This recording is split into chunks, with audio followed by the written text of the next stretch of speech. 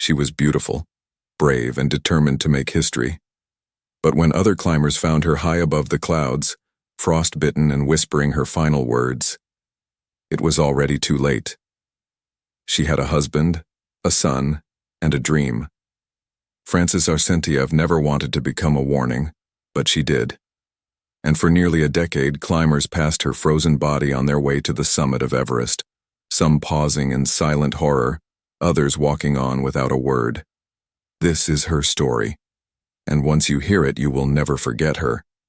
It began with ambition, not reckless ambition, but a quiet, determined kind that simmered beneath the surface. Francys was not a thrill-seeker or adrenaline chaser. She was intelligent, graceful, and thoughtful. A woman who spoke softly, with eyes that held both warmth and purpose. Born in Honolulu in 1958, she grew up far from the icy peaks of the Himalayas. But life, in its strange and winding way, led her to the mountains. By the late 1990s, Francys had already conquered peaks most people couldn't pronounce: Denali in Alaska, Mount Everest in Russia, and others scattered across the coldest corners of the world. She had even skied down Elbrus, defying both fear and freezing winds. But Everest, that was something else. That was the sacred peak, the ultimate summit, the top of the world. She married Sergei Arsentiev, a skilled Russian mountaineer, and together they became a team. Partners not only in life but in altitude. They shared the same goal: to climb Everest. But not just any climb. Francys wanted to be the first American woman to reach the summit without using supplemental oxygen. It wasn't about glory. It was about purity. About testing the very limits of the human body and spirit. She trained for years, studied altitudes, practiced breathing techniques, and braved harsh conditions to prepare. She wasn't a novice. She knew the risks. She knew that above 8,000 meters, the death zone, the human body begins to die, slowly, quietly, irreversibly. But still, she chose to climb. In May of 1998, Francys and Sergei arrived at Everest's North Base Camp, located on the Tibetan side of the mountain. The air was thin even at camp. Nights were bitterly cold. The wind was cruel. All around them, teams from around the world were gearing up for their summit attempts, some with oxygen tanks, Sherpa guides, and advanced equipment. Francys and Sergei, they had each other. No oxygen, no guides, no fanfare. Just a shared dream and a fierce resolve. They began their ascent on May 17th. Slowly, carefully, they made their way through the North Col. From base camp to Camp 2, then Camp 3. Each step became harder. Every breath felt like inhaling through a straw. As they climbed higher, their bodies began to falter. Headaches, nausea, fatigue, common symptoms of altitude sickness gnawed at them. On May 20th, they attempted a summit push, but something went wrong. Francys' headlamp failed, and without light, they had to turn back. Darkness on Everest is a death sentence. They waited another day, gathering their strength. On May 22nd, they tried again. This time, Francys reached the summit. It was a silent victory. There was no crowd, no cameras, no cheers, just snow, wind, and sky. She had done it. She had reached the top of the world without oxygen, a feat so rare, so punishing, that only the most elite climbers ever even attempt it. It should have been the pinnacle of her career, the defining moment of a lifetime. But the mountain wasn't finished with her. Coming down is always harder than going up. The descent demands more from the body, and oxygen deprivation plays cruel tricks on the brain. Somewhere along the descent route, Francys and Sergei became separated. The thin air made shouting useless. The swirling snow erased all tracks. Sergei reached a lower camp, but Francys didn't. Instead of resting, Sergei did the unthinkable. He took a bottle of oxygen and climbed back up the mountain to find her. He could have saved himself. Instead, he went back into the death zone, hoping to bring her down. He never came back. The next day, 3 Uzbek climbers were making their own summit attempt when they stumbled upon Francys. She was lying in the snow at around 8,300 meters. Still alive. Barely. Her face was swollen and pale. Her lips were blue. Her hands frostbitten and curled. She couldn't move. She could barely speak. But she was conscious. They tried to help, gave her oxygen, tried to move her, but she was too weak. Every step they took with her threatened their own lives. The air was so thin that even lifting her off the ground was an impossible effort. Eventually, they made the agonizing decision to leave her there, anchored to a rope. It was the only thing they could do. Climbing Everest is not like rescuing someone in the hills or forest. Up there, every second is survival. Most climbers are operating at the edge of death themselves. One wrong move and they fall, one extra burden and they collapse. Up there, ethics and emotions fight a losing battle against physiology. The next day, May 24th, 2 more climbers, British mountaineers Ian Woodall and Cathy O'Dowd, came across her. She was still alive. They knelt beside her. Francis looked at them with glassy, unfocused eyes. Her voice came out in broken whispers. "Don't leave me," she murmured. "Why are you doing this to me? I'm an American." Those were the last words anyone would ever hear from her. They tried to help, they cried. They pleaded with her to hang on.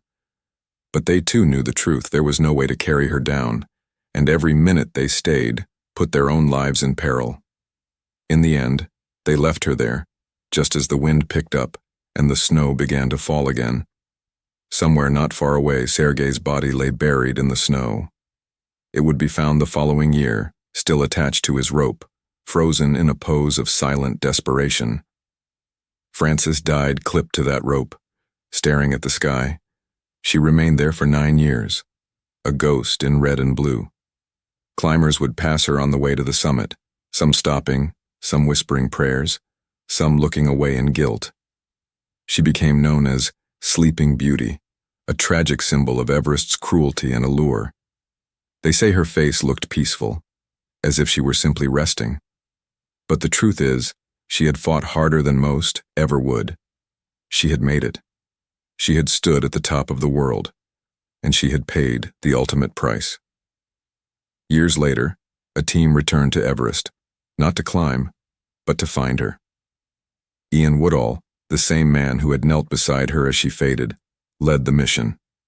They wrapped her body in an American flag, said a prayer, and moved her away from the main path. Out of sight, out of the cold judgment of the living. But her story never left. It lingers in every gust of wind on the north face, in every step taken past the place where she once lay, in every heartbeat of those who wonder, what drives a person to risk everything for a dream?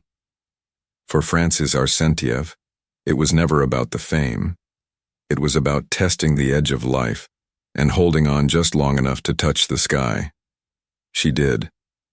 And then, Everest kept her. The mountain was silent when the wind wasn't screaming. Above 8,000 meters, Everest is a frozen graveyard. Everything is still, except the snow that shifts like sand and the memories left behind by those who never came down. Francys Arsentiev had become one of them. Her body lay alone on a narrow ridge, anchored by a rope, eyes closed, skin pale, the wind brushing ice crystals across her cheeks like a gentle farewell. But there was one more life the mountain would take. Sergei Arsentiev, her husband, her climbing partner, her shadow in the snow. No one knew exactly when he fell. All they could do was imagine it. They knew that after Francis failed to return to camp, Sergei had grown frantic. He waited, scanned the ridgeline, shouted her name into the thin air where sound barely carries. Then, when the hours turned cold and desperate, he strapped on his harness, grabbed a bottle of oxygen, and began climbing back into the death zone. Alone. That was the last anyone ever saw of him. No one knew if he reached her, if they spoke, if he held her hand, if they shared one last breath together, suspended in the sky between life and death. The only thing certain was that Sergei never came back. For days, the camp waited, hoped, dreaded, and then they moved on. This is the harsh truth about Everest. It waits for no one. Rescue attempts at such altitude are nearly impossible. Helicopters can't reach those heights. Sherpas and climbers alike can barely help themselves, let alone carry another human being down thousands of vertical feet. It's not heartlessness, it's survival, and the mountain has rules of its own. A year later, in 1999, an American expedition stumbled upon a body off the main trail. It was Sergei. He was frozen in mid-motion, as if caught forever trying to rise, still attached to a rope. The oxygen bottle beside him empty. His eyes closed. One boot missing. He had slipped, or maybe the ridge gave way beneath him. Either way, he died trying to save her. When the news reached Francys's son, Paul, who was just a teenager at the time, he sat in silence for a long time. Then he said, "I think he died a hero. For love." But in the climbing world, the story of Francys and Sergei became something else entirely, something heavier. A mirror, a question, a storm. Why didn't anyone bring her down? Some said the Uzbek team should have tried harder. Others pointed fingers at Ian Woodall and Kathy O'Dowd, the climbers who had sat beside her and then walked away. But those who've been to the death zone know the truth. When you're up there, you're dying too. Your muscles are eating themselves. Your brain is swelling. Your blood is thickening. And carrying an extra 100 pounds, even for 10 steps, can mean your own death. Still, the image of her lying there haunted everyone. Climbers whispered about her on the way up. They would ask, "Is she still there?"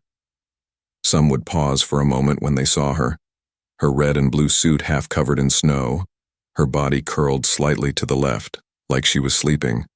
Others would cry. Some turned their heads away, but nobody could forget. One woman, who reached the summit in 2002, later said in a blog post, "I passed her on the way down. I looked into her face. It was like looking into the past. I couldn't stop thinking about what she must have felt. Alone, cold, aware, waiting." For nearly a decade, Francys remained on the mountain, not just as a body, but as a symbol. She was dubbed Sleeping Beauty by the climbing community, not as a romantic gesture, but because her frozen expression held a strange peace, as if she had simply gone to sleep and never woken up.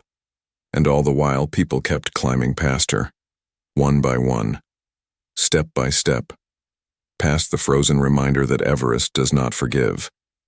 But some people couldn't live with that. In 2007, nearly 9 years after her death, Ian Woodall, the same climber who had knelt beside Francys on her final day, returned to Everest. But this time he wasn't there to summit. He came with a small team and a single mission: to remove her body from the public eye. He called the expedition the Tao of Everest. He hadn't forgotten her face, her voice, her whispered plea, "Don't leave me." The team climbed to her resting place in silence. They found her partially buried, still clipped to the rope. Time and snow had changed her, but not erased her. They wrapped her body in an American flag. Ian said a few quiet words, and then they gently moved her to a more private resting place away from the main climbing route. Not buried, Everest doesn't allow burials, but laid to rest with dignity, with care, with love. When they returned, Ian told the press, it was time. She had become something she never meant to be, a landmark, a conversation point. That wasn't her story. She was a mother, a climber, a human being. In the years that followed, the story of Francys and Sergei took on new meaning. Climbers began to reflect more deeply on the cost of ambition, on the price paid by those who dare to chase the sky, on whether reaching the top is ever worth dying for, or worth watching someone else die for. Francys' son, now an adult, gave a rare interview years later. He said he wished he could have told his mother not to go, that he sometimes dreams of her walking through the door wrapped in snow gear, smiling. But he also said, she died doing what she loved, and that means something. That matters. Today, Francys Arsentiev is no longer just Sleeping Beauty. She's a chapter in the unwritten book of Everest, a story that lives in the hush of falling snow, in the narrow paths where climbers test fate, and in the minds of those who ask, would I have done the same? Her story is not about failure. It's not even about death. It's about devotion. To a dream. To a person. To something higher than fear. She reached the summit, and then Everest kept them both. Long after her final breath slipped away into the wind, Francys Arsentiev's presence remained on the mountain, not just as a frozen body on a narrow ridge, but as a question, a memory, a ghost. She had become Everest's Sleeping Beauty, a name whispered between tents at base camp, a landmark marked on summit route descriptions, a story passed from climber to climber like a legend. But legends carry weight, and hers was heavy. Every climbing season, fresh teams arrived at the foot of Everest, wide-eyed, hungry for the summit. Some came for the challenge, some for the glory. A few came simply because it had become the final box to tick off. But whatever brought them there, they all learned about Francys. You didn't have to look far. In every mess tent, someone had the story. They'd say, she made it without oxygen. They'd add, her husband died trying to save her. And finally, you can still see where she lay. There was something uncomfortable about how often her name came up. She had become part of the landscape. Not a climber, not a mother, not a woman, but a warning. A frozen caution sign painted in red and blue, reminding everyone that Everest gives nothing for free. And yet, they still went. For years, climbers quietly stepped over bodies on the way to the top. Boots frozen in place, faces half buried in snow, dozens, maybe more. Most without names, without stories, without recognition. But Francys, hers was different. Hers had a voice, because people heard her final words, because people saw her and chose to go on, because she was someone's mother, someone's wife, someone who had stood at the summit, and then, gone. Her story forced a question no one climbing Everest likes to ask. How far would you go for a dream, and who would you leave behind to reach it? Not everyone had the same answer. Some climbers, after hearing her story, chose to turn back. A few abandoned their summit attempts when they realized someone nearby needed help, even if it meant losing their one shot. Others confessed that they passed people in distress and kept walking, haunted by it for the rest of their lives. The mountain doesn't judge, but they did. The climbing community became more divided after Francys' death. One side argued that climbers have no responsibility to help those who get in over their heads. The mountain is too harsh. Trying to save someone can mean your own death. Survival must come first. But others pushed back. They said humanity should come first. That if we lose that, then what's the point of standing on top of the world? After the Tao of Everest team moved Francys' body, something shifted. A new sense of reverence appeared in the community. Climbers began to see those who died not as obstacles or fixtures, but as people, as stories, as cautionary tales to be honored, not forgotten. Some expedition leaders began incorporating ethics briefings into their training. Summit guides started asking tougher questions. If we see someone in distress, what will we do? Rescues in the death zone were still nearly impossible. But the question alone began to matter. Francys' story also inspired something outside the climbing world. Documentaries were made, articles written. People who had never cared about mountains found themselves captivated by her courage, her stillness, her tragedy. She wasn't just a climber anymore. She had become a symbol, not for failure, but for the cost of greatness. She reminded the world that pushing boundaries often comes with a price, that every ambition has a shadow, that just because we can chase the impossible doesn't mean we always should. Still, there was beauty in what she did. Francys had not been reckless. She had not climbed blindly. She had trained, studied, prepared.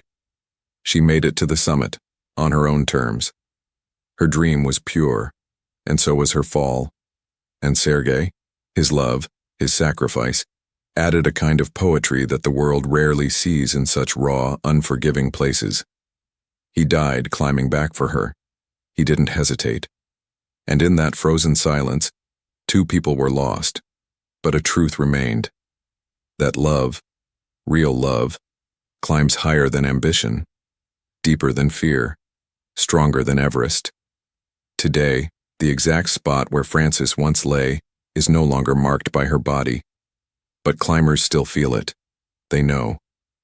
As they pass that stretch of the ridge, some glance at the snow and wonder if she's still there in spirit, watching, listening, waiting.